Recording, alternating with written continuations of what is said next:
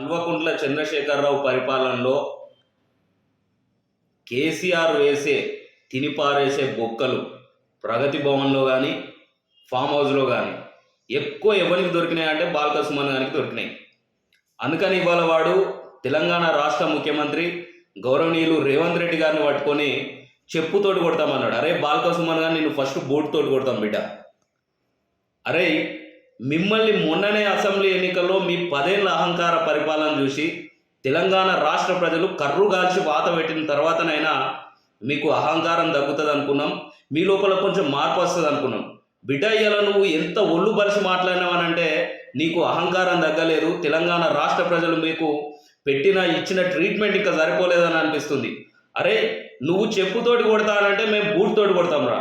నువ్వు 10 రూపాయల చీపురుతోటి కొడతానంటే 100 రూపాయల చీపురు తీసుకొచ్చి కొడతా అంటాం తప్ప నీ యొక్క దొంగ రౌడీ గుండాకు ఎవడు బెదిరిస్తే భయపడేటోడు కాదురా బాల్క సుమన్.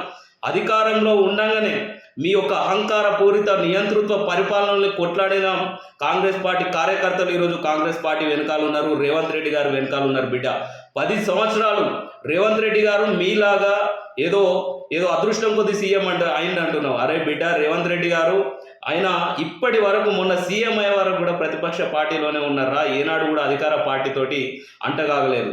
ఈరోజు కేసీఆర్ అనగానే నీకు ఈరోజు వచ్చి నువ్వు చెప్పులతోడు కొడతాం బూట్లతోడు కొడతాం అంటున్నాం, బాడుతావు.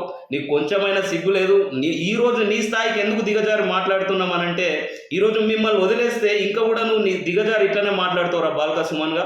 ఎందుకనంటే రేవంత్ రెడ్డి గారి మీదకి ఈరోజు మీరు కానీ మీ పార్టీ నాయకులు చేస్తున్న ఈ యొక్క అనాలోచిత వ్యాఖ్యలను తిప్పికొట్టడానికి కాంగ్రెస్ పార్టీ సైనికులుగా ఎప్పుడు ముందే ఉంటుంది తప్ప మీ యొక్క బెదిరింపులకు భయపడేది లేదు బిడ్డ.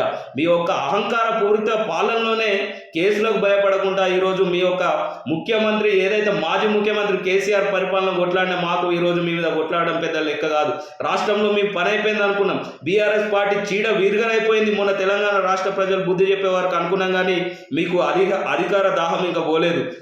ఏదైతే ఎంపీ ఎలక్షన్లో లబ్ధి పొందాలని చెప్పేసి ఈరోజు రేవంత్ రెడ్డి గారి మీద అనాలోచితంగా వ్యాఖ్యలు చేస్తూ ఊరుకుంటాం అనుకుంటున్నావారా బాల్క సుమన్. నువ్వు చెప్పు వాటి కొడతా అంటే బిడ్డ నిన్ను ఇంటికి వచ్చి బూడు వాటి కొడతాం. నువ్వు ఏదంటే దానికి సిద్ధం రారై బాల్క సుమన్గా. నువ్వు ఇంకొకసారి రేవంత్ రెడ్డి గారి మీద ఇలాంటి మాటలు మాట్లాడితే బిడ్డ నిన్ను ఎక్కడ కూడా తిరగనీయం.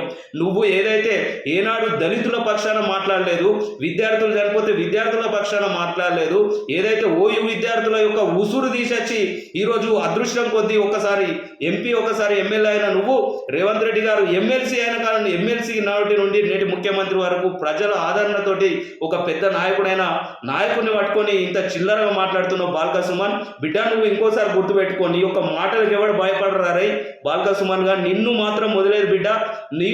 నువ్వు ఎప్పుడు ఎలక్షన్లో నిలబడ్డా నీకు రాజకీయ జీవితంలో గుర్తుపెట్టుకో, నువ్వు జీవితంలో కూడా ఇంకొకసారి ప్రజాక్షేత్రంలో నిన్ను ఎవడు ఎన్నుకోడు. నీ యొక్క అహంకారమే నీకు అది శిక్షలాగా నేను ఎప్పుడు పీడిస్తుంది బాల్క సుమన్.